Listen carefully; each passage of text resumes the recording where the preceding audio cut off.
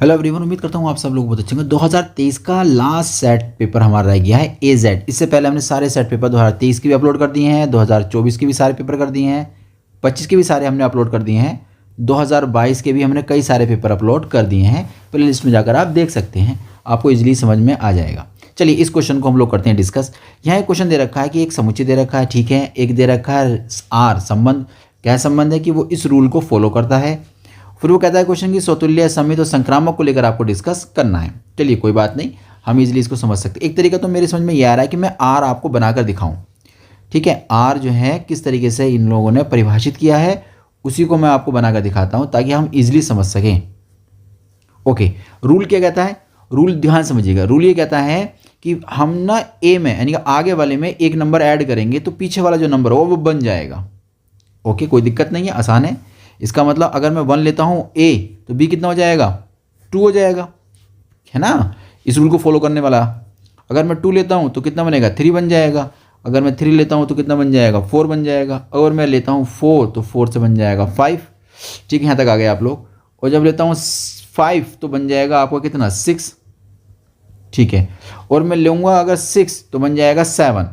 6 लेने पर 7 बन जाएगा, लेकिन 7 जो है हमारे सेट के अंदर नहीं आ रहा, इसलिए आप क्या करेंगे, इस 7 को नहीं ले सकते, तो यहाँ तक ही आपको लेना पड़ेगा।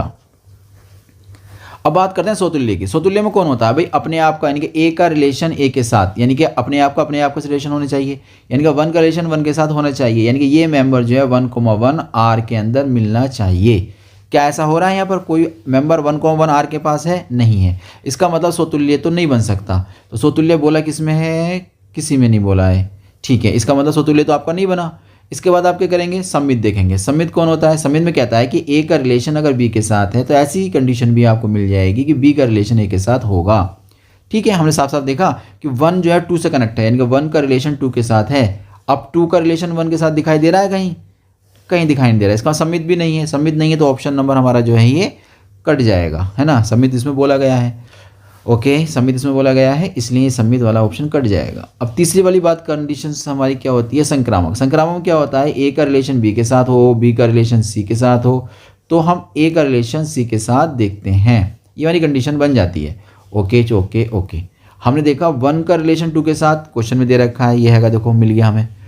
2 का 3 के साथ मिल गया। अब क्या देखना है हमें? हमें क्या देखना है? पहले का तीसरे के साथ 1 3 है क्या? 1 3 मेंबर दिखाई दे रहा है? 1 3 मेंबर भी नहीं है। इसका मतलब ये जो आपको दिया गया है ना स्वतुल्य था, ना सम्मित था, ना संक्रामक था, तीनों रिलेशन यहाँ फेल हो चुके हैं। तो ऑप्शन बना हमारा 3rd। तो उम्मीद करता हूँ ये क्वेश्चन आपकी समझ में आ गया होगा। हम लोग मिलते हैं एक नए क्वेश्चन के साथ।